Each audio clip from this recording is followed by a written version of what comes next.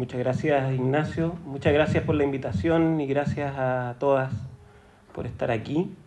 Tal vez un dato que no comentó Ignacio es que yo soy de formación o de deformación filósofo, y en los últimos 5 o 6 años desde que llegué a la Universidad Austral, mi trabajo ha estado en esa intersección entre filosofía y artes, sobre todo desde el ejercicio curatorial, que es un poco de lo que les quiero hablar ahora. Comparto, y coincidentemente también con Ignacio, una asignatura que se llama Cultura Visual para estudiantes de segundo año, y después ese mismo grupo sigue conmigo en una asignatura que está dentro del marco de los estudios mediales. Así que tenemos ahí varias coincidencias también pedagógicas o docentes. Y bueno, yo quisiera comentarles sobre un proyecto que está en curso, y en curso significa que voy a compartir algo de lo cual tal vez no estoy tan seguro, y por lo tanto los comentarios que ustedes hagan pueden enriquecer esto, y espero que también lo que les presente les ayude o les sirva en lo que están investigando. Y quisiera partir con un video que parece una imagen fija, lo cual no es casual, para continuar y comentarlo.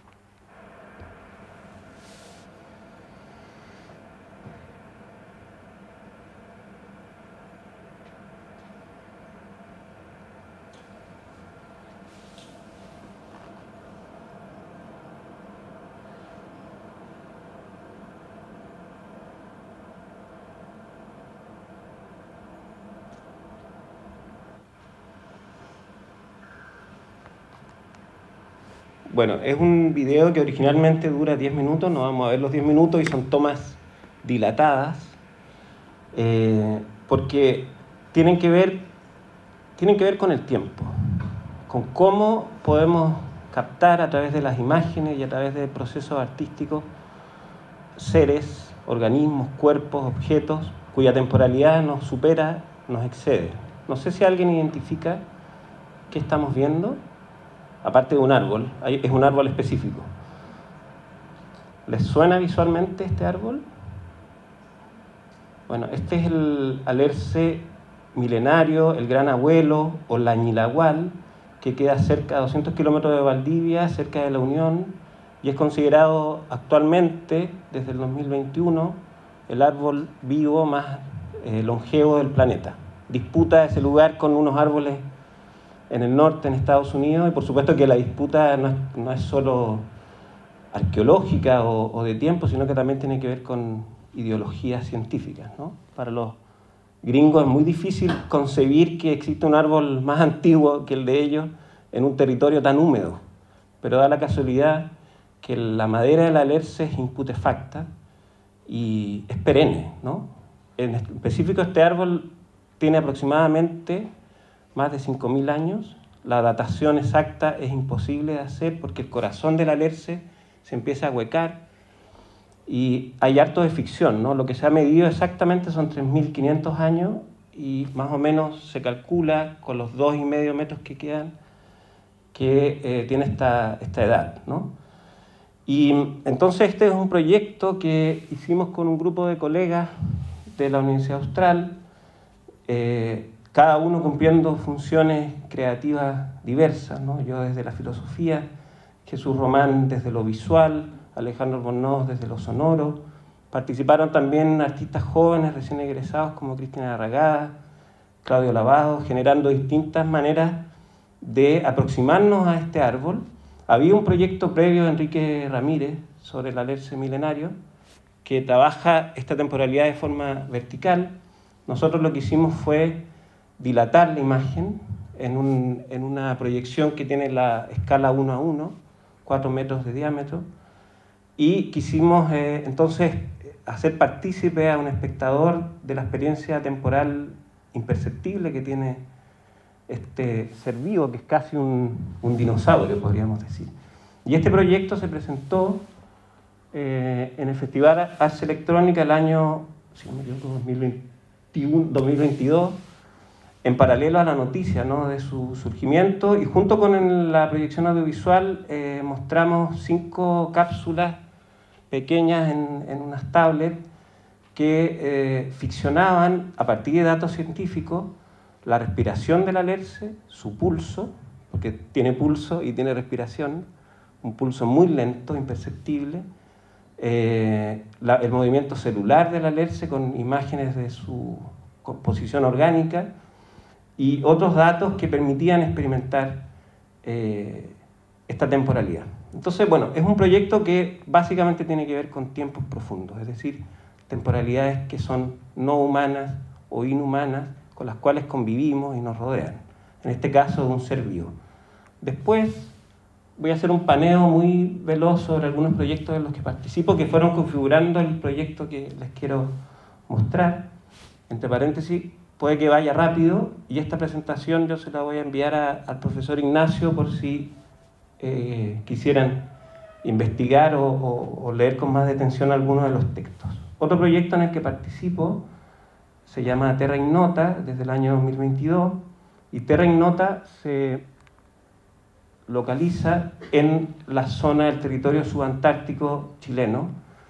Desde el 2022 hemos recorrido varios kilómetros que van desde la zona norte, que se conoce como Yendegaya, y actualmente estamos trabajando en el canal Murray, en la bahía Gulaya, que es muy conocida, bueno, porque ahí desembarcó Darwin, ahí tomaron capturado a Jimmy Button, en fin, tiene esos antecedentes, pero además es una zona de concentración de la cultura yagán, pasada y presente, muy intensa, con yacimientos arqueológicos muy condensados, ¿no?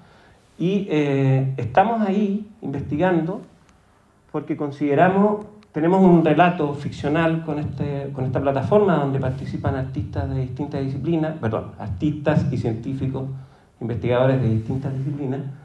Tenemos una hipótesis sobre el mundo como archipiélago y sobre el mundo como un escenario de la marcha humana desde su, digamos, aparición hasta la actualidad, y en esa marcha el ser humano ha ido conquistando todos los rincones de nuestro planeta, y la isla que le queda por conquistar realmente es la Antártica, ¿no? Como ustedes saben, en este momento, no sé si han visto algunas noticias, la Antártida está en un momento geopolítico muy complejo.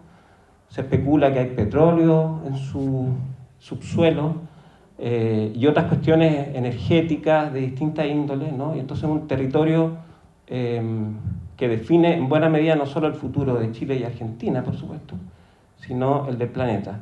Pero para acceder a ese territorio hay que pasar por la Patagonia chilena, ¿no? Y la Argentina. Entonces ahí estamos anclando la investigación. Voy a mostrar un pequeño video para ubicarles. Desde el año 2018, Terra Ignota ha buscado un posible lugar de encuentro de 3 pueblos originarios de Fuego Patagonia y Cabo de Hornos: Xegnam, Cauesca y Yagán. La presencia de obsidiana verde y relatos de misioneros de finales del siglo XIX indicarían la presencia del pueblo Cauesca en territorio yagán. Este pueblo nómade canoero podría haber llegado ahí mediante una peligrosa navegación o cruzando a pie un largo y poco probable paso en la cordillera de Darwin entre el seno almirantazgo y el canal de Beagle. En el año 2021, Terra Ignota encontró un refugio con material lítico en un alero a mitad de este paso, lo que indicaría que allí hubo presencia humana. A comienzos de 2023, organizó un laboratorio de campo a esta zona, su tercer intento por entender las implicancias de este paso como una posible zona de contacto entre estas 3 comunidades ancestrales. Para esto, se organizaron 3 grupos que recorren 3 rutas distintas para encontrarse en el alero. 1. Desde el noreste, desde el territorio Xegnam, por el paso de las lagunas. 2. Desde el sureste, desde el territorio Yagán, por Bahía Yendegaya. 3. Desde el noroeste, desde el territorio Cauesca, por Bahía Blanca. Estas 3 perspectivas ayudarían así a comprender el flujo humano del pasado y del futuro de un área en la que confluyen conflictos ambientales, sociales y geopolíticos del presente. Bueno, quien habla en el video es Florencia Curchi, artista sonora argentina, y el video ha sido parte de un trabajo de todo el equipo de Terra Ignota, que lo conforman, como decía, artistas, investigadores de distintas disciplinas y su director, que es Nicolás Spencer, artista chileno.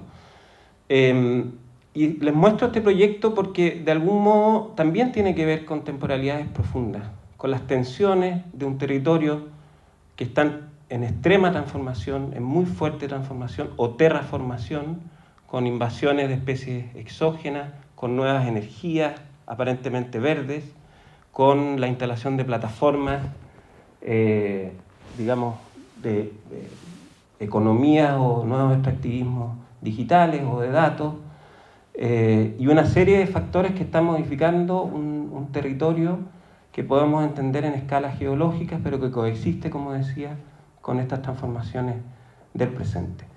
Otro proyecto que me gustaría compartirles también se presentó en Ars Electrónica, también fue una curatoría mía y tenía que ver con nuevos extractivismos en nuestro país, desde los extractivismos tradicionales que ubicamos o reconocemos, ¿no?, como de materias primas o de nuestros digamos, bosques, o hacia los nuevos extractivismos que se vinculan con los datos.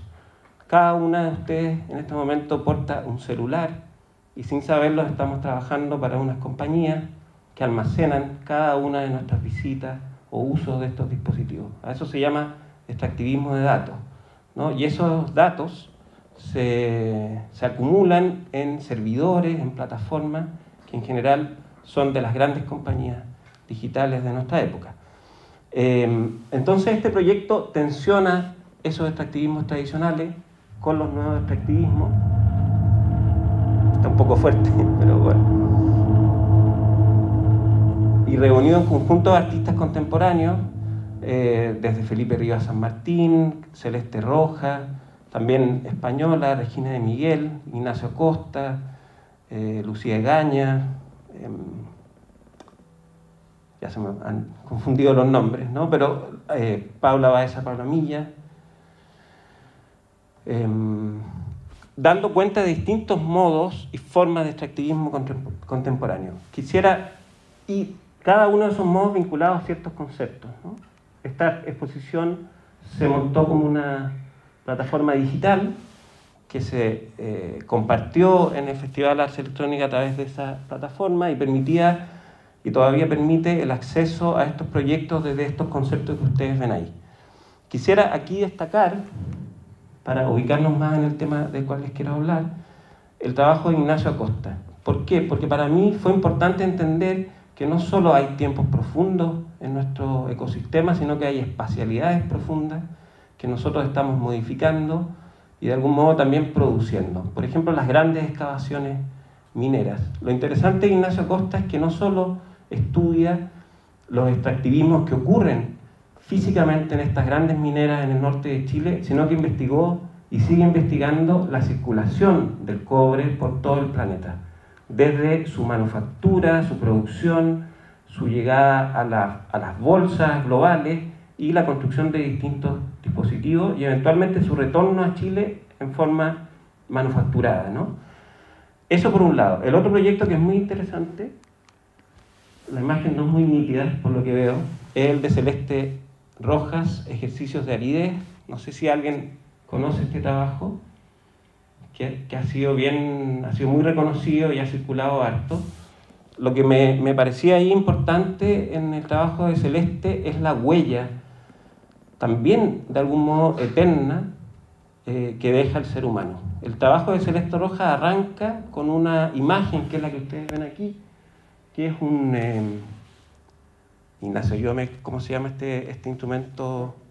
Un corvo, que fue de algún modo esculpido en el desierto por los militares durante la dictadura en conmemoración, para ellos, del golpe de Estado, ¿no? El corvo es un símbolo de un modo violento de atacar el cuerpo del otro, que se usó durante la dictadura y también es parte de la historia militar de nuestro país. Entonces, el trabajo de Celeste Rojas, que explora distintas historias vinculadas con el desierto, parte de esta imagen geológica, ¿no?, que solo se puede ver desde una imagen satelital. Entonces, todo este conjunto de proyectos se fueron condensando en mis intereses, ¿no? Y gatillaron lo que ahora les quiero presentar, que es un proyecto Fondisit de iniciación que explora una escena o una eventual escena artística chilena de los últimos 25 años, con distintos proyectos que trabajan, abordan los tiempos y espacios profundos en nuestro territorio. Yo creo que es una nueva manera también de entender, a partir de los proyectos que les voy a mostrar, nuestro paisaje, ¿no? Nuestro paisaje visto desde sus temporalidades y espacialidades profundas. Hay algunos conceptos en este proyecto como ecologías espectrales, imaginación estratigráfica y dispositivos geológicos que son los que articulan el proyecto. No voy a entrar tanto en detalle en ellos, pero de algún modo los van a ir, entendiendo o percibiendo en la medida que voy hablando. ¿Voy bien hasta el momento? ¿Me siguen con la presentación? Ya. Estos 25 años de esta escena, podríamos llamarla así, coincide con la discusión global de un concepto que se llama antropoceno. ¿Están familiarizadas con el antropoceno como concepto? No sé si se han topado en alguna lectura, en algún trabajo, ¿no? Bueno, el antropoceno es un concepto que no es neutro, es decir, es conflictivo, ¿no? Es una manera a partir de la cual un grupo de científicos, geólogos, intentan definir la época presente como una nueva época geológica. Es decir, ya no estamos en el holocentro y en otras épocas que aprendimos en el colegio, sino que estaríamos en una nueva época geológica. Es controversial porque hay otras autoras que plantean que en realidad el antropoceno depende del capitalismo, por eso se habla de capitolceno, o depende de otros factores humanos como la contaminación, la tecnología, por eso han surgido otros conceptos como el tecnoceno o capitalceno, en fin, ¿no? Pero todos estos conceptos indican lo mismo, que el ser humano, nuestra época, es una época donde los tiempos profundos del planeta, que creíamos relativamente estables y distantes del ser humano, en realidad están colisionando con nuestra historia. Nosotras estamos afectando esas temporalidades profundas. Si se fijan en este dibujo que sale en Teoría de la Tierra de James Hutton, que es el geólogo que propuso la idea del tiempo profundo, el imaginario era, se ve medio borroso, pero el imaginario era que el tiempo geológico va como por abajo, ¿no?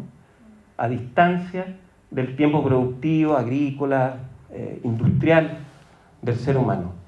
Pero el año 2016, la Comisión Internacional Estratigráfica, que reúne a geólogos, en fin, científicos, comisionó a un grupo de científicos a investigar en distintos lugares del planeta las huellas geológicas que está produciendo el ser humano con distintos productos, desde el plástico,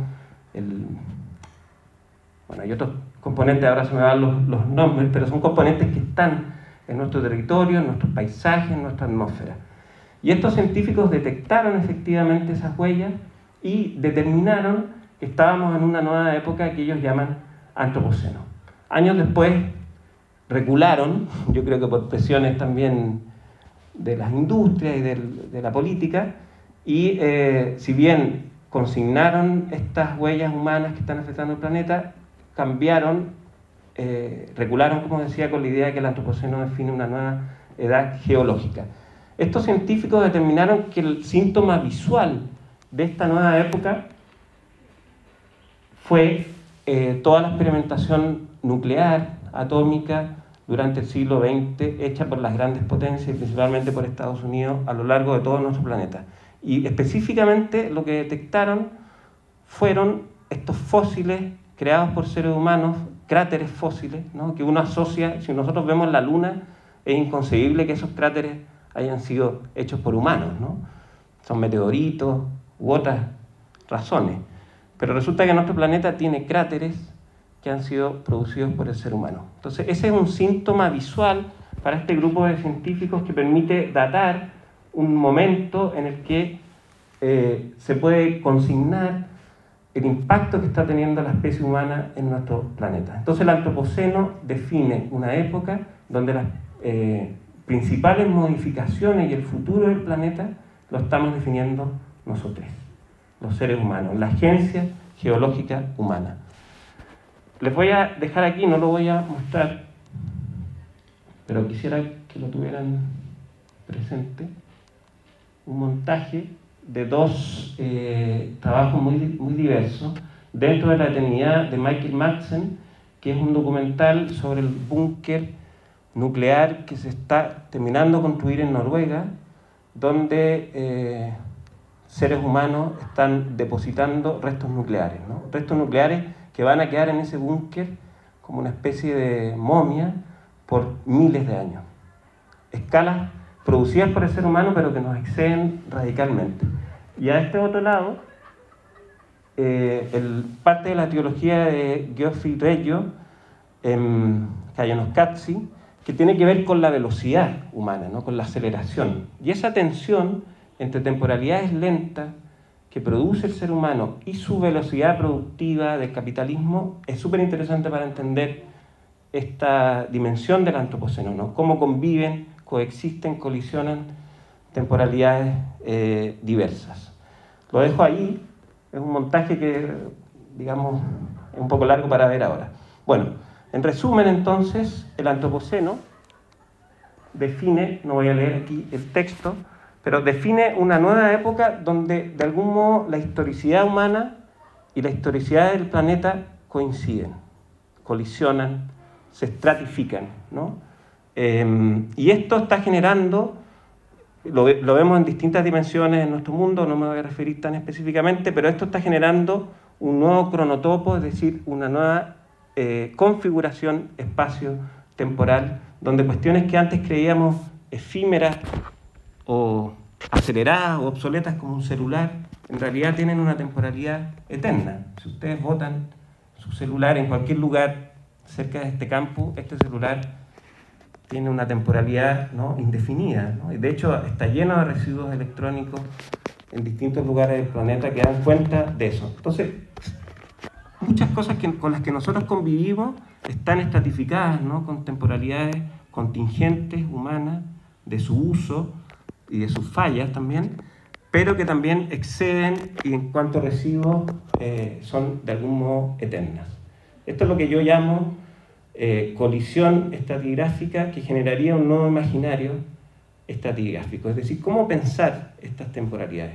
Hay una publicación muy interesante que se llama Movimientos de Tierra, editado por Pedro Donoso y otros, que diría que es uno de los últimos trabajos que intenta reunir proyectos artísticos chilenos que están repensando nuestro paisaje desde estos conflictos ecológicos, ambientales, que estoy un poco retratando. Y en uno de esos, en la publicación, en uno de sus artículos, el artista Nicholas Jackson, que entiendo que es profesor también en la Pontificia Universidad Católica de Santiago, dice, a propósito de estos choques temporales, que estaríamos filtrados por la naturaleza y viceversa, desparramándonos juntos luego de la colisión. Jackson formula las siguientes preguntas. ¿Qué arte deberíamos proyectar? ¿Cómo darle imagen a este colapso? De algún modo, lo que yo les quiero compartir responde estas inquietudes de Nicholas Jackson. O sea, ¿qué tipo de arte estamos haciendo o están haciendo algunos artistas que abordan estas temporalidades profundas y que por lo tanto nos están permitiendo a lo mejor, eventualmente, entender nuestro territorio de otros modos? Por supuesto que este lugar muy importante de las artes para visibilizar cuestiones que a veces son invisibles, como los tiempos profundos, no es de ahora, ¿no? Podríamos decir que desde fines del siglo XIX, comienzos del siglo XX, que algunos científicos datan como el inicio del Antropoceno, es decir, el inicio de esta escala de contaminación y transformación de nuestro planeta, desde esa época el arte de algún modo, tal vez involuntariamente, ha representado o nos ha sensibilizado frente a estos fenómenos del Antropoceno. Hay un texto de Nicolás Mirzoeff, que a lo mejor es un autor que han visto en cultura visual o que van a ver, plantea que las artes de fines del siglo XIX, comienzo del XX, fueron como una especie de complemento estético involuntario del antropoceno en su gestación. Involuntario porque de algún modo había una suerte de fascinación por nuevos fenómenos como el humo, la electricidad, la velocidad, la aceleración, ¿no? Entonces Mirzoeff dice que es un momento de anestética del antropoceno, como una especie de sensibilidad insensible. Y hay varios ejemplos, por supuesto Monet, varios ejemplos en los que parece natural ya a esta altura ver paisajes contaminados, como en estas obras, personajes ya sin rostro, cargando embarcaciones que vienen con materias primas de distintos lugares del mundo, o, por ejemplo, estoy adelantando otro documento, perdón. Si retienen la memoria, bueno, esto estaba hablando de Monet.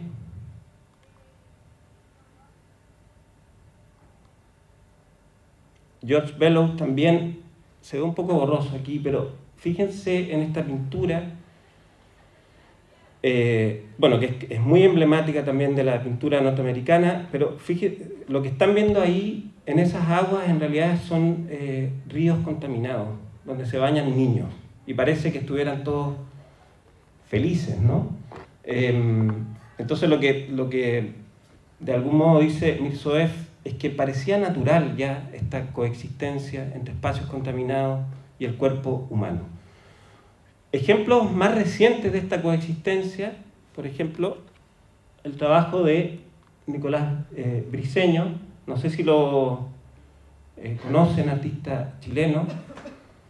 Me interesa este trabajo porque de algún modo nos permite ver que nuestra mirada, nuestra cultura visual, nuestras formas de ver están mediadas irremediablemente no solo por dispositivos técnicos, como ya lo sabemos, sino que esos dispositivos son en su mayoría confeccionados con plástico. Es decir, en buena medida, parte de nuestra experiencia y todo lo que está mediando aquí funciona así, ¿no? Con plástico, requiere de ese artificio que implica una serie de contaminaciones y efectos planetarios, ¿no? Entonces, si se fijan en este proyecto, cuando uno entraba en la sala lo que veía era una pintura, un formato de un cuadro con una bolsa plástica, pero que nuestro ojo humano no podía ver qué era lo que nos quería comunicar, digamos, este cuadro. Solo a través de la mediación del escáner del celular aparecía el texto de Jorge Tellier.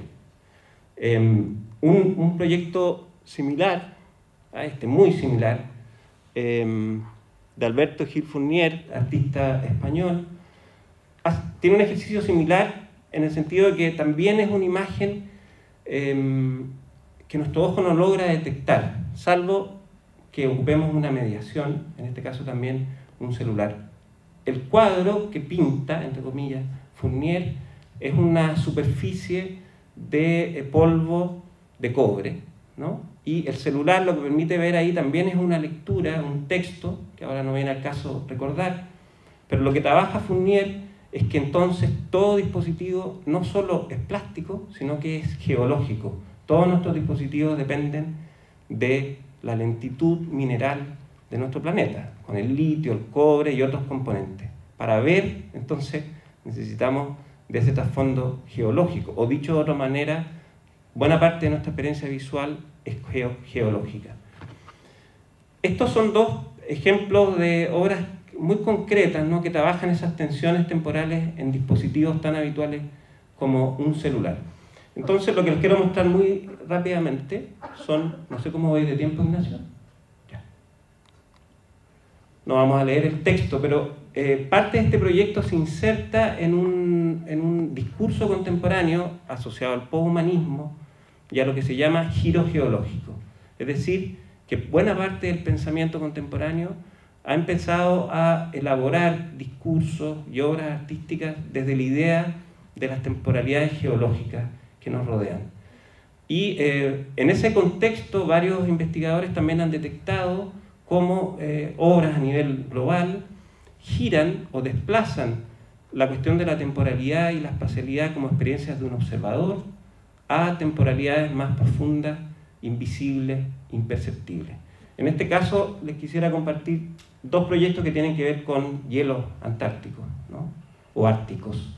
En la parte superior, un artista menos conocido, Chris Lurie, viajó por varios años a la Antártida en el sur austral, y él decía que la experiencia de estar en la Antártida es como un gran paisaje de nada, ¿no? Como que está todo detenido, como que no ocurre nada.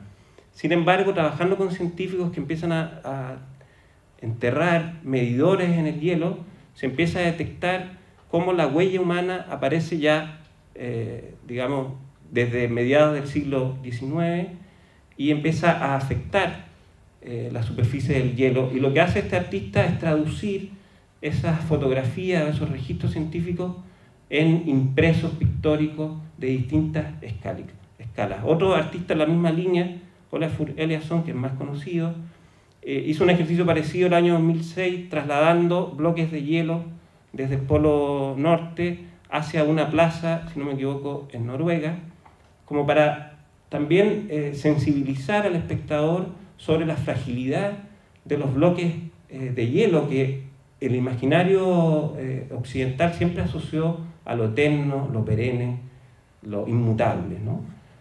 Lo prístino, lo blanco, lo puro, pero que está siendo afectado por distintas dinámicas humanas. Otro ejemplo de estas temporalidades no tiene que ver solo con cuestiones que uno podría asociar a las ecologías.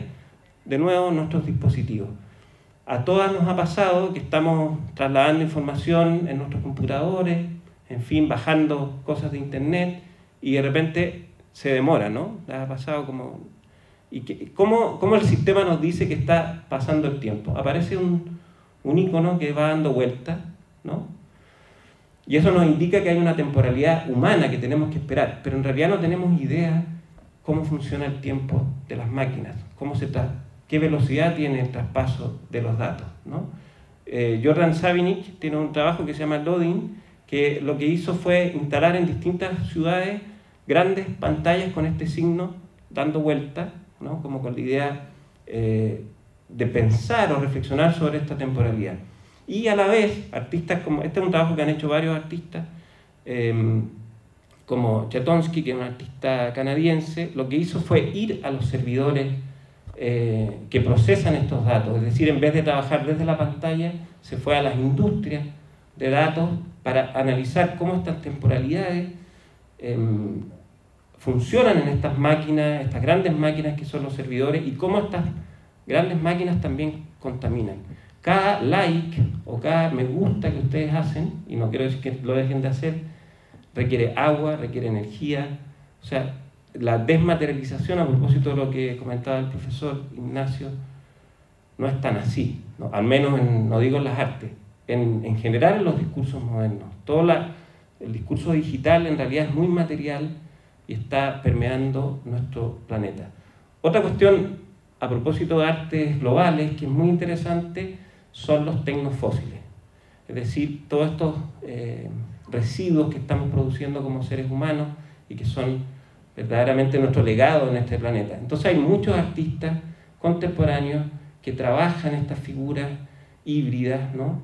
De algún modo pasamos de los 80, donde la figura era el cyborg, todas estas figuras de nuevas corporalidades humanas, a nuevos híbridos que son estos organismos que estamos dejando desparramados en distintos lugares de nuestro planeta.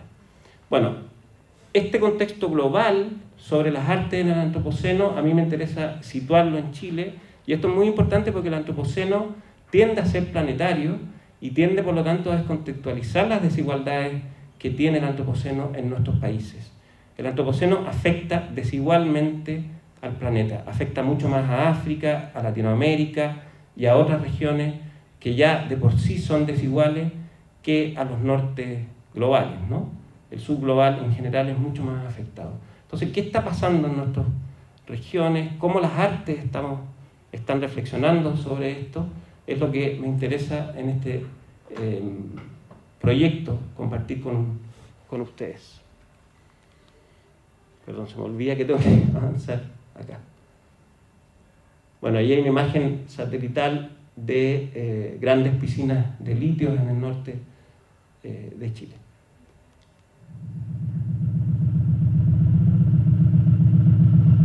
¿Se puede bajar un poco el volumen, por favor?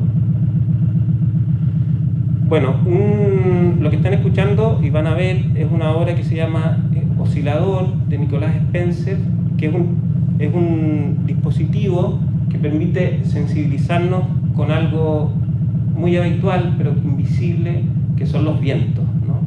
Y está anclado, se desarrolló en varias versiones en la zona subantártica de nuestro continente. Para mí es una manera de ingresar al problema que les quiero transmitir, que es cómo artistas chilenos están generando estos dispositivos que yo llamo dispositivos geológicos, que permiten medir temporalidades profundas, espacialidades profundas que no son perceptibles o habituales en nuestra experiencia. Otros ejemplos son investigaciones de largo aliento, por ejemplo, Descampados de Claudia del Fierro, que se ha centrado en los últimos años en investigar cómo un búnker enterrado cerca de Arica con residuos industriales suecos ha generado contaminación permanente y va a seguir generando contaminación indefinida sobre las comunidades que habitan a su alrededor. Esta contaminación se importó a nuestro planeta, a nuestro país de manera fraudulenta, modificando documentos de aduana que permitieron a los suecos, al Estado sueco, botar sus residuos en el norte de Chile, y esto se fue olvidando y se construyeron ciudades, o más bien barrios, cerca de esta zona, que han afectado a cuerpos, hablo de cuerpos, no solo de población, cuerpos que viven, habitan a su alrededor. Y es una investigación, por lo tanto, que explora eso. Otros proyectos como lo de Igueli Moratol Loredo, que es una artista boliviana, exploran el triángulo del sacrificio del Lito, o el ya referido de Ignacio Acosta. Todos tienen que ver con la circulación de los minerales o los residuos, no solo con el efecto inmediato, sino cómo estos residuos o estas producciones circulan en nuestro planeta. Otros proyectos interesantes, como los de Michel-Marie Letelier o Mauricio Lacampete, son formas de entender visualmente cuestiones que son invisibles, ¿no? Por ejemplo, los efectos de transformación del salitre en una superficie que el artista recrea para dar cuenta de la circulación de los barcos o de otros modos de circulación de la exportación histórica de nuestro país, o que fue histórica, del salitre. El trabajo de Lacampete, que a mí me gusta especialmente, es muy parecido al de Nicolás Spencer, solo que en vez de visibilizar los movimientos geológicos de los vientos, visibiliza el movimiento de las neblinas, ¿no? Y para eso, Lacampete con Sebastián Arragada, bueno, esto se ve muy borroso, generaron un dispositivo que a través de ciertos efectos lumínicos permite visibilizar algo que nosotros no vemos habitualmente, que es la neblina. Nébula se llama este proyecto, que también se ha modificado por las distintas incidencias humanas en el norte del país. Siguiendo el camino hacia el sur, el trabajo de Josefina Guzmán, podríamos traducirlo como las nubes caídas o la caída de las nubes. Es bien interesante porque habitualmente cuando hablamos de cultura digital pensamos que tenemos todo guardado en términos digitales, ¿no? Incluso se habla de estas nubes donde se almacena la información. Y lo que hace Josefina es cuestionar o revertir ese imaginario inmaterial y rastrea de qué modo en nuestro territorio se construyen esas nubes, ¿no? Esas nubes dependen de cables submarinos que recorren el planeta, y buena esa parte de esos cables salen desde el puerto de San Antonio, en el centro de Santiago, en el centro de la costa de Santiago, o en el centro costero de Santiago, y también explora otros modos de explotación en el norte de Chile. Entonces el montaje de esta obra trabaja estas nubes con todos esos residuos para advertirnos, ¿no?, sobre esta temporalidad y espacialidad profunda, material, de este imaginario de las nubes digitales. Otros proyectos, si se fijan, son proyectos que o bien tienen que ver con formas de extractivismo, con contingencias, que son propias del capitalismo, podríamos decir, pero también hay proyectos como Nébula o como el de Cristo Rifo que rastrean temporalidades orgánicas o biológicas, podríamos decir. Por ejemplo, Manifiesto de Autoescritura de Cristo Rifo es un trabajo de visualización del movimiento de los misterios, que, como ustedes saben, también pueden ser especies eternas, que se ramifican, crecen a escalas que nosotros no vemos. Entonces lo que él trabajó fue registrar microscópicamente por mucho tiempo estas imágenes, y después mediante inteligencia artificial compuso un video. Este proyecto lo mostramos en Galería Réplica en el marco del Festival de Cine el año pasado. Y entonces hay una recreación visual, hay una ficción que nos permite experimentar estas temporalidades. Y a su vez Claudio Miller también, a través de una ficción audiovisual y animada, se mete literalmente en un bloque de hielo y nos permite ver cómo avanza un hielo en su proceso de derretimiento. Un proceso muy lento que, de nuevo, sería imperceptible a nuestra mirada contingente o inmediata. Después, otro proyecto interesante también de Nicolás Spencer del año 2022 fue Terra Ignota, que es un proyecto de gran escala que todavía sigue ocurriendo, a partir del cual Nicolás recolectó un conjunto de rocas, no monumentales ni particulares, sino rocas que pudieran transportar ciertas historias reconstruidas a partir del relato de habitantes de la Patagonia y Cabo de Hornos en nuestro territorio, y eso lo llevó entonces al Museo de Arte Contemporáneo de Santiago con una instalación de gran formato, una instalación muy bella, que permitía entonces sensibilizarnos con el tiempo geológico de las rocas. Asimismo, también destacaría dos proyectos, el Turba Tolhol de un colectivo de artistas y curadoras. Fue el proyecto que representó a Chile en la Bienal de Venecia, no me acuerdo, año 21 puede ser, 22.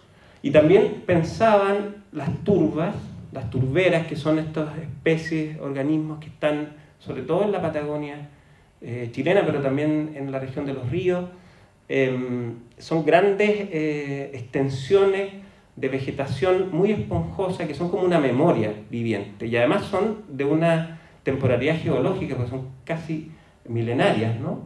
Y son parte de la cultura también de los pueblos originarios. Entonces abordan esta vegetación desde ese punto geológico. Y en paralelo, un proyecto sumamente interesante, que es el que llevan, se me fueron los nombres, Seger y Miguel Cáceres, el Museo de Historia Natural de Río Seco, que se concibe como un proyecto que pone en relación el tiempo profundo de las ballenas, que, como ustedes saben, también las ballenas son especies casi geológicas, ¿no?, en distintas de sus dinámicas, y el tiempo de las industrias de la zona de Punta Arenas, la industria de faenación de ballenas y otro tipo de industria. Entonces, son proyectos museográficos y artísticos. Es un proyecto museográfico y artístico que se inserta dentro de estas lógicas que intento transmitirles. Y para ir cerrando, de nuevo retomo un poco lo de Terra Ignota, que se ubica también en estas tensiones entre contingencias y tiempos y espacios profundos. Esta es una imágenes captadas en este caso por mí, en Caleta Culaya. Se ve un poco borroso, pero en este lado de acá pueden ver ustedes casi intactas embarcaciones yaganes en la zona intermareal. O sea, así se ven, ¿no? Y está lleno de eso. Pero son restos, yo diría, patrimoniales, que están muy a la intemperie, no están protegidos. Por ahí pasan muchas embarcaciones, pasan chanchos salvajes, pescadores que están afectando todo ese patrimonio de una cultura viva, ¿no? Porque los yaganes están vivos y viven en una comunidad, buena parte de esa comunidad vive en Puerto Williams, y a su vez están todos estos efectos más contemporáneos, híbridos, que están, como digo, afectando este territorio. Entonces, el proyecto Tecnonota está en este momento trabajando en esta zona, por un lado tratando de documentar este pasado arqueológico, visualizándolo, digamos, almacenándolo, creando archivos de zonas que no han sido exploradas, de distintos modos, ¿no? Con visualizaciones 3D, en fin, registros. Trabajamos con arqueólogos y toda esta información está siendo documentada científicamente. Y a la par hay un proceso de trabajo artístico con distintas aproximaciones. En el último viaje, sobre todo lo que se trabajó fue desde el punto de vista sonoro, es decir, cómo entender un territorio desde sus sonidos, coexistiendo, conviviendo con la cultura humana contemporánea. Entonces se hicieron registros eólicos, como lo que ustedes están viendo, esto más hacia el sur, en Cabo de Horno. También se trabajaron las huellas antrópicas de registros radiofónicos que siguen flotando en nuestro espacio, aunque no las veamos. Los seres humanos dejamos huellas también milenarias, radiofónicas, electromagnéticas. Entonces Florencia Curci y otros artistas del equipo están explorando estas huellas antrópicas en el espacio. Raviv Krasnov, artista holandés, registra los sonidos subacuáticos y particularmente los sonidos de ballena que viajan, no sé si lo saben, los sonidos, los cantos de ballena viajan por mucho tiempo y por muchas extensiones, ¿no? Entonces, lo que a él le interesa es registrar, documentar estos sonidos, no solo en relación entre las ballenas, sino cómo esos sonidos impactan o afectan también a las culturas vivas yaganes, porque los yaganes tienen una relación con las ballenas que nosotros, digamos, no tenemos. Y cierro con una imagen que es precisamente un tímpano de ballena, una hipótesis que tiene Raviv Krasnov, que en realidad está apoyada en la ciencia, es que hay una franja en el océano a cierta profundidad donde se encapsulan los sonidos de ballena. Es una hipótesis, porque eso no lo podemos escuchar, es una hipótesis científica. De algún modo ahí está condensado un tiempo geológico que sigue circulando y se sigue manteniendo como si fuera un fósil vivo, ¿no? Este fósil se ve afectado por distintas nuevas contaminaciones, las islas de plástico y otras cosas que hacemos o hemos generado los humanos, ¿no? Entonces, quisiera cerrar con esta imagen que pertenece a una bahía cerca de Punta Arenas, porque la invitación, yo diría, de las ecologías espectrales y estos dispositivos geológicos es enseñarnos o hacer una pedagogía de tiempos profundos, ¿no? Enseñarnos a escuchar otras temporalidades más allá de las nuestras y otros efectos imperceptibles que estamos haciendo, no solo, como decía, en las especies vivas, sino en otros productos inertes como los que producimos con nuestros dispositivos mediales y tecnológicos. Con eso cierro mi presentación. Espero no haberme pasado mucho. Gracias.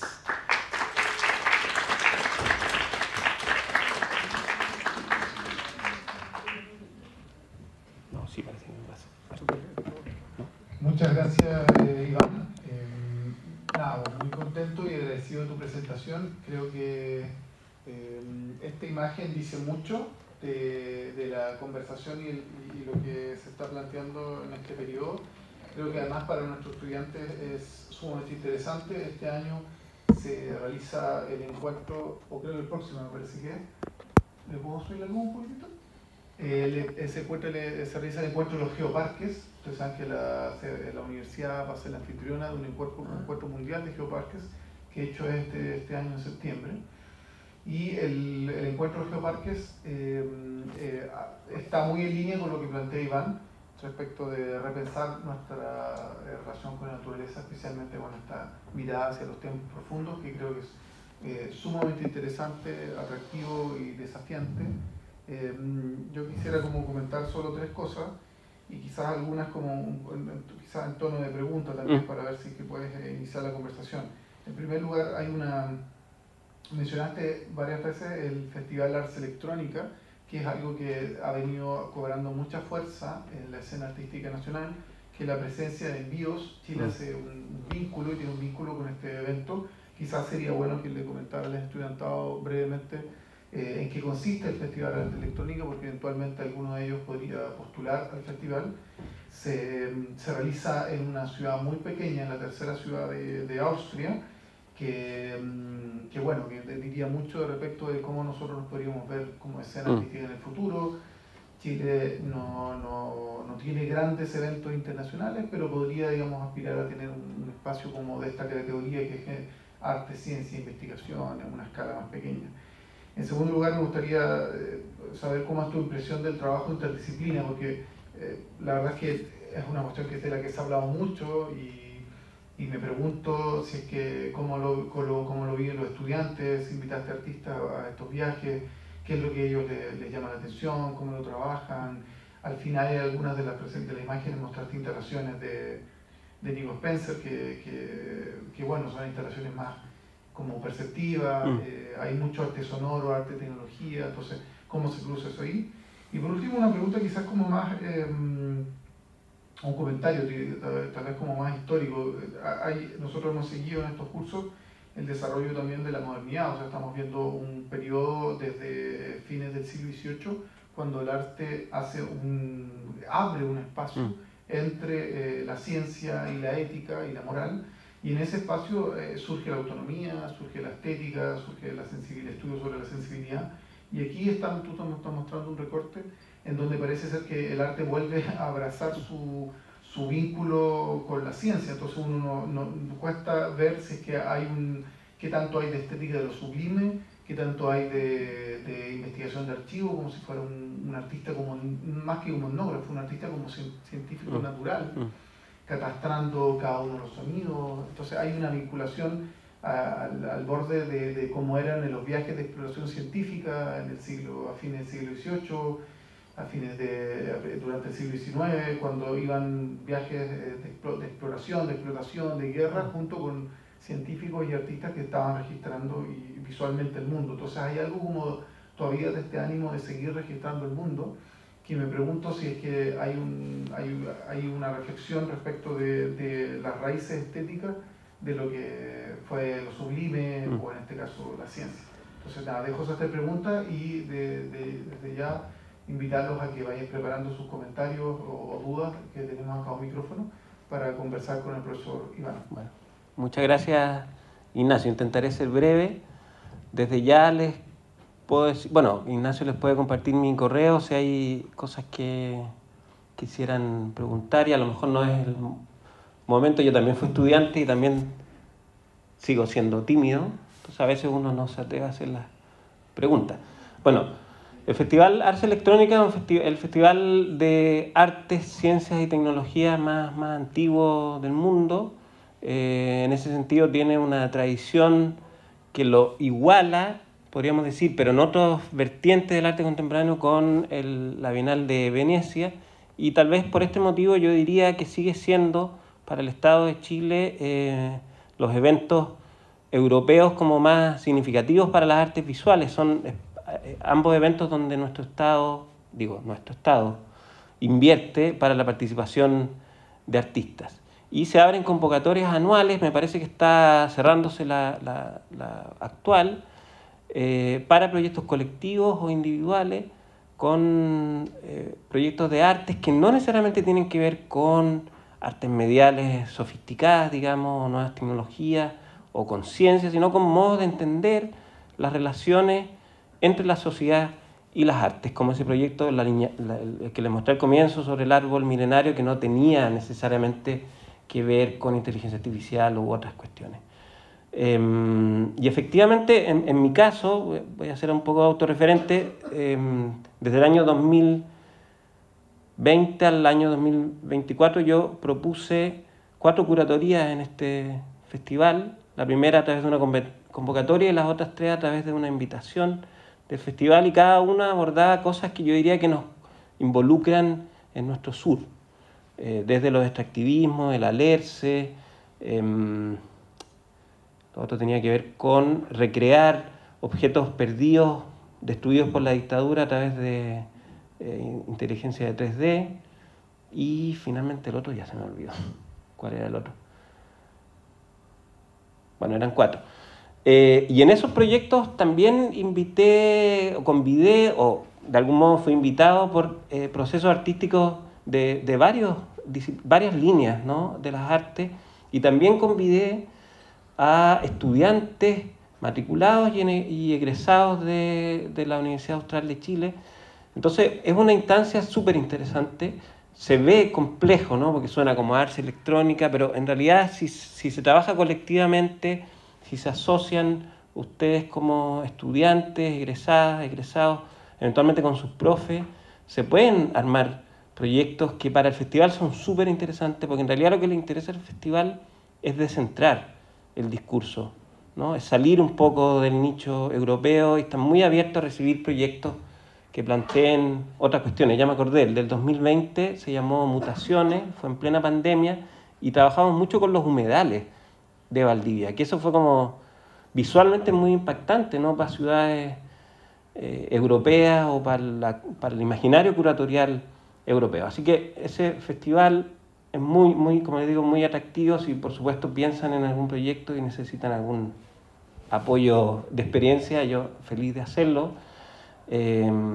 Después, la segunda pregunta, Ignacio, es como un tema, bueno, súper relevante y también difícil de agarrar, ¿no?, porque son términos, la transdisciplina, nosotras en nuestra facultad, como ustedes también, tenemos una línea o un enfoque que intenta ser transdisciplinar, pero es complejo, ¿no?, porque también en procesos formativos, y todos fuimos estudiantes aquí, uno viene de sus propias disciplinas y cuesta salir de esos ámbitos, pero yo creo que los problemas son transdisciplinarios.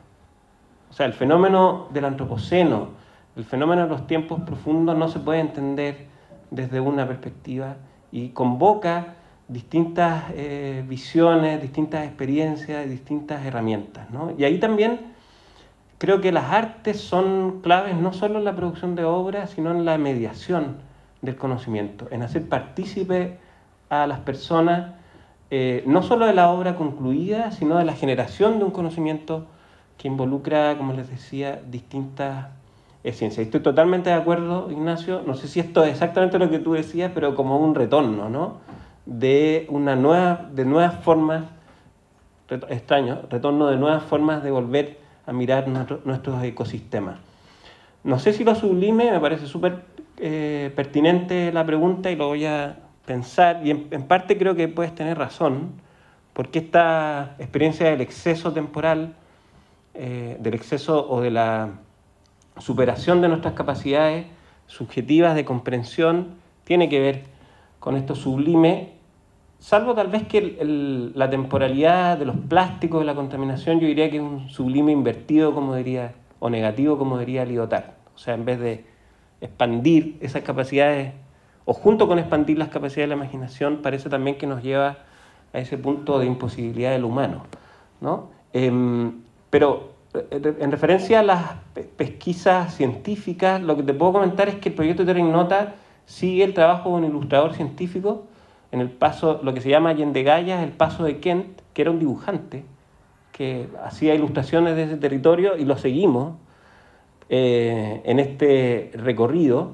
Y también los tiempos profundos, es difícil en las artes historizar, ¿no?, establecer puntos de quiebre, porque uno podría decir que Robert Smithson con el land art también ya exploraba los tiempos profundos, incluso en nuestro país.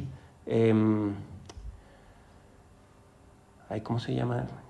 Ignacio, tú me puedes ayudar, el trabajo de las rocas en el centro de Santiago.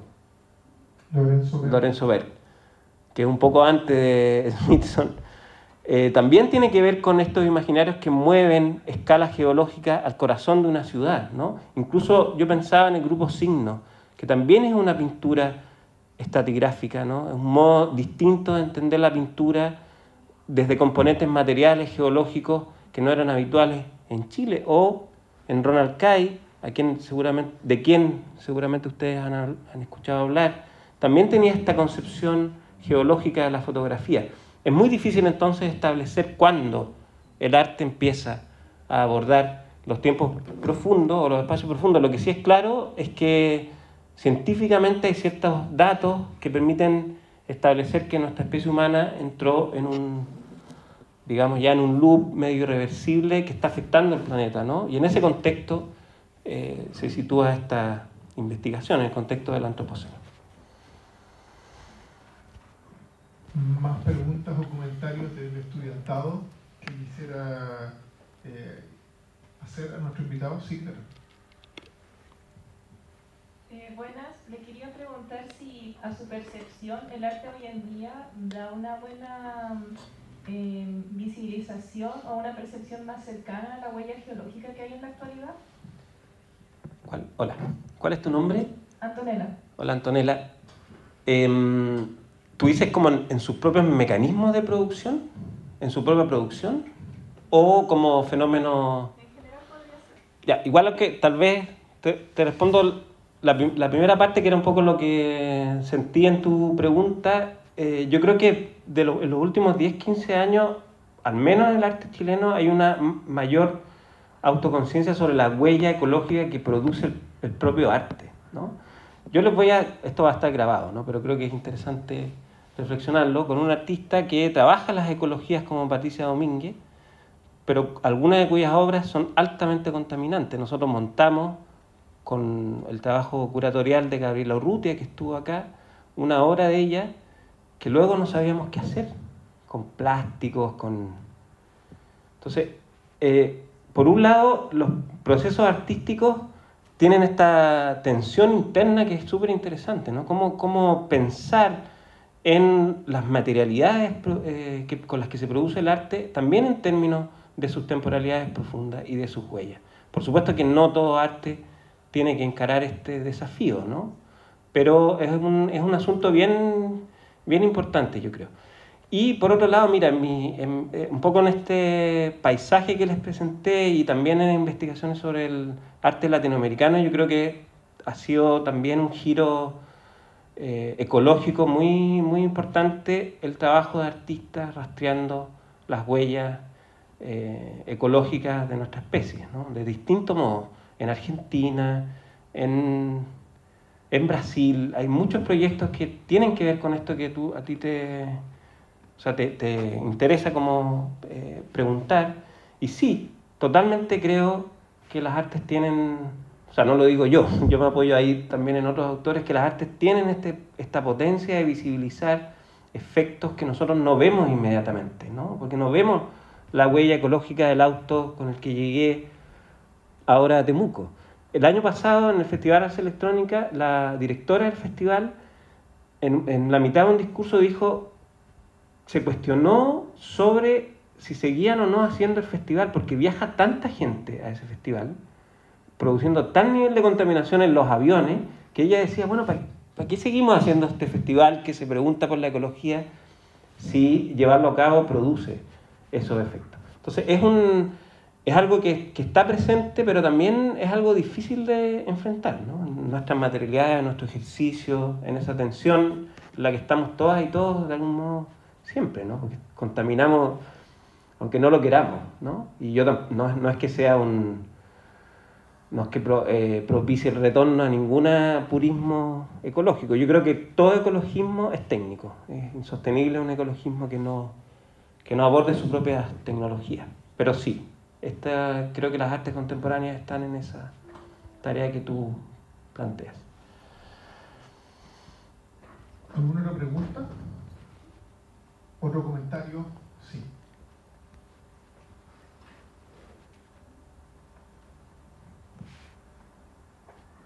Hola, buenas tardes. Buenas tardes. No sé si mi pregunta será tan buena, pero la duda que tenía es como al comienzo, ¿qué idea o qué vínculo tenía como para tener esta necesidad de aferrarse y buscar en el vacío?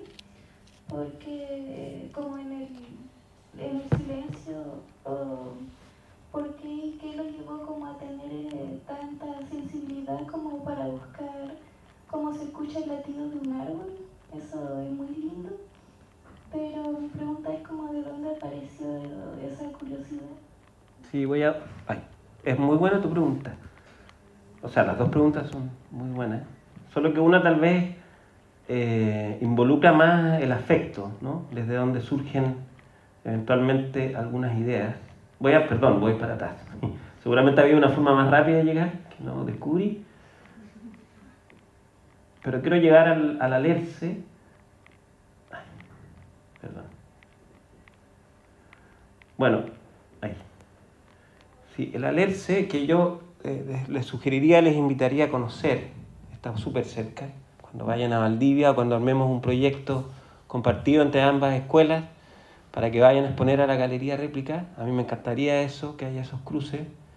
Y de algún modo ya se van a generar, porque hemos tenido hartos intercambios, y yo en ese sentido estoy muy agradecido del trabajo que ha hecho Ignacio, su profesor, cruzando ambas escuelas y ambas ciudades.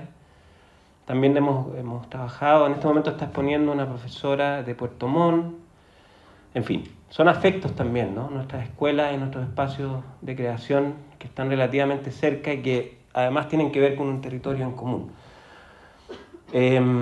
Mira, a mí lo que me pasó es que yo vi la noticia del alerce milenario y conocí a Jonathan Baribirich, que era un científico que nació ahí, en el bosque, en una familia muy pobre, y está viviendo en ese bosque. Conoció a un profesor actual, profesor emérito de nuestra Universidad Austral, Antonio Lara. Entonces Antonio Lara, cuando vio a este niño correr en el bosque, que se sabía todos los nombres, le dijo: Jonathan, tú tienes que estudiar algo forestal en la universidad. Y Jonathan estudió forestal. Y hoy es un científico destacadísimo que trabaja en el Centro Nacional de Investigación de Francia, que es como la NASA francesa, que es muy difícil entrar. Y Jonathan llevó años investigando los bosques valdivianos y en particular los alerces como cápsulas del tiempo, para medir las transformaciones de nuestro planeta, ¿no? Porque son cápsulas que retienen como las distintas variaciones que han afectado a nuestro planeta. Entonces, imagínate que yo llegué a este bosque y estaba Jonathan, que era como una pantera en el bosque caminando, y me dice, bueno, me invita a ir a ver al alerce, y cuando quedaban como, para llegar hay que caminar como 2 kilómetros desde el parque de Alerce, que es una reserva que está custodiada por CONAF, y donde hay además un refugio de la UACH, ahí para hacer otro proyecto de residencia, si alguna vez quieren ir. Me dice que quedan como 20 minutos, me dice: Iván, ahora tú tienes que ir solo. Encontré raro eso, como, ¿por qué? Bueno, hay científicos, en fin. Y me dice: no, yo quiero que tú tengas este encuentro sin que yo te diga nada, que tú te sensibilices con este ser. Bueno, llegué y efectivamente no es que sea imponente en su tamaño, sino que uno tiene esta información de la temporalidad y te afecta realmente, ¿no? Es como encontrarse con un monumento, por decirlo así, con tu pequeñez, un poco lo sublime que decía Ignacio, y este ser que está vivo, ¿no? Está por un lado muerto, una parte del tronco está muerta y la otra parte está viva. Y entonces Jonathan, que tiene años viviendo ahí, cuando llega me empieza a hablar y me dice: mira, acércate aquí. Y me dice que lo empiece a escuchar, y yo no escuchaba nada. Le digo: Jonathan, perdona, pero tú ya conoces esto. Bueno, no escuché nada, pero lo que sí escuché fue la sensibilidad que él tenía y los modos de entender a este ser, y de ahí se me activó esta idea entonces de tratar de visualizar, representar de distintas formas y con distintos formatos esta temporalidad. Ahí después en el camino me di cuenta, como les comentaba antes, que Enrique Ramírez, que es un artista muy importante chileno, radicado en París, trabajó 5 años antes también con el Alerce, con otro proyecto, que es con otra forma, que es una verticalidad, y no tenía los datos científicos con los que contábamos nosotros. Alejandro Albornoz hizo una composición sonora preciosa que a través del dispositivo logró estirar notas como evocando esta temporalidad que se difumina y que se extiende. Entonces sí, te enfrentas a una especie de axial, diría yo, temporal, de este ser que está en un... Se llama la Ñilahual porque de algún modo el valle donde está es como una especie de vientre. Y la Ñilahual en mapuche tiene que ver con eso, con esa contención. Y es un alerce que está solo, no hay alerces alrededor. Entonces tiene una cosa, yo diría mágica, por un lado, pero que también requiere rigurosidades artísticas, científicas para dimensionarlo y para experimentarlo. Y ese fue un poco el propósito, pero respondiendo a tu pregunta, y me di una vuelta larga, fue una conmoción. Y yo creo que las cosas que a uno le conmueven son las que te van guiando en tu trabajo. Eso, te puedo contestar. ¿Más preguntas o comentarios del maravilloso estudiantado que nos acompaña hoy día?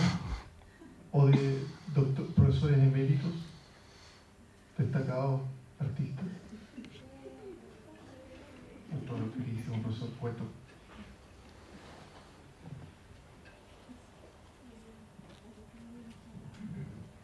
Hola, bueno, Hola, felicitarte por tu trabajo. Me gustan los enfoques que estás ahí, con los cuales nos estás entregando, y más que una pregunta es como una reflexión en términos de qué forma, porque cómo en el fondo nos comunicamos con estos seres, ¿no?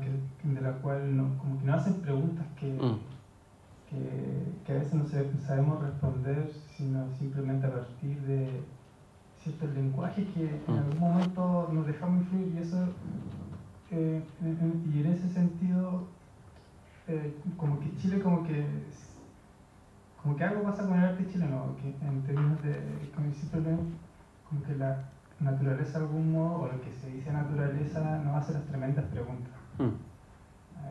Y en ese sentido, ¿cómo ves tú la recepción de este tipo de trabajos que de alguna forma tienen que desbordarse de las artes tradicionales para plantear esas relaciones?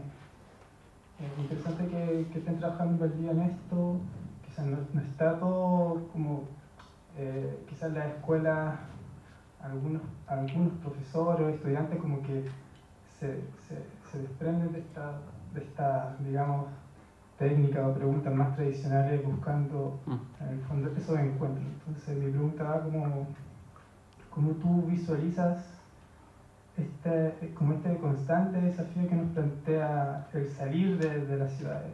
Y cómo de alguna forma nos plantea relacionarnos a través del arte. Sí, bueno, gracias por estar aquí y por la pregunta. A propósito de lo que decías al final, ha coincidido, yo creo que nos pasa también a quienes trabajamos en docencia, es que aprendemos mucho de nuestros estudiantes, y hay muchas cosas de este proceso que han surgido de mi docencia como guía de tesis, ¿no? Profesor de tesis. Nombraba en algún momento a Cristian Arragá, un estudiante que trabajó en este proyecto del Alerce, y Cristian Arragá lleva varios años trabajando arqueologías del tiempo. Ahora tengo una estudiante que trabaja formas escultóricas desde el plástico, no tenía nada que ver conmigo, pero coincidió. Entonces yo creo que se han ido desplazando intereses, bueno, al menos lo que yo veo en Valdivia, se ha ido diversificando, ha aparecido más nítidamente también otras temporalidades ancestrales que tienen que ver con la cultura mapuche, que es otra temporalidad también, que por mucho tiempo ha sido negada en nuestros propios espacios. El año pasado trabajé con una estudiante que abordaba estas temporalidades. Entonces, por un lado, respondiendo a tu pregunta, yo creo que por lo menos lo que yo veo en la escuela en la que trabajo, no solo la de arte, sino en la audiovisual, siento que se han diversificado las líneas, y siento que ha habido como una pérdida del temor de enfrentar problemas que no vienen de algún modo tan pauteados por la academia nuestra y por la academia en Santiago. Eso yo creo que, por ejemplo, lo que decía Ignacio, arte, política, naturaleza, arte, ciencia, territorio. son cuestiones que, si bien uno las encuentra en los centros, tienen que ver con nuestros entornos y con nuestros ecosistemas, y que creo que ahí hay un ámbito a explorar y a trabajar colectivamente desde nuestras universidades y con nuestros estudiantes. No sé cómo es aquí la realidad estudiantil, pero nuestros estudiantes en su gran mayoría son de la región o de más al sur. Este año tuvimos más del norte, tuvimos harto de Santiago y de más del norte, pero vuelven a sus territorios, a sus comunidades, y de algún modo vuelven entonces a pensar esos espacios. Entonces eso por un lado, yo creo que se ha diversificado creo, el interés artístico, sobre todo en las generaciones más jóvenes. Y por otro lado, creo que lo que a mí por lo menos con artistas con los que yo he trabajado, creo que tienen una forma, o exploran formas más respetuosas de acercarse, no diría más, perdón, no voy a hacer una comparación, simplemente tienen formas más respetuosas de trabajar en estas escalas de la naturaleza. Se me olvidó aquí mostrar el trabajo de Malena Slam, que es más de lo audiovisual, que a propósito del desierto tiene una elaboración, yo diría, geológica de la humana, geológica del desierto, perdón, dejando que el sonido trabaje mejor la imagen.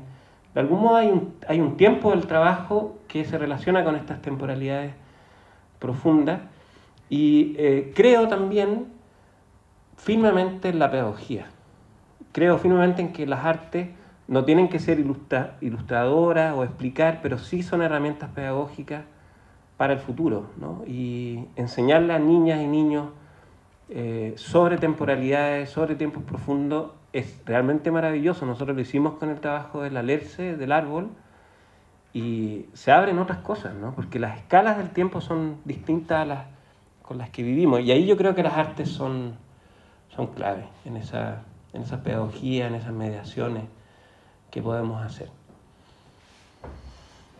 Bueno, quiero agradecer al profesor Iván. Les propongo que le demos un último aplauso por su venida. Gracias. Gracias. Con una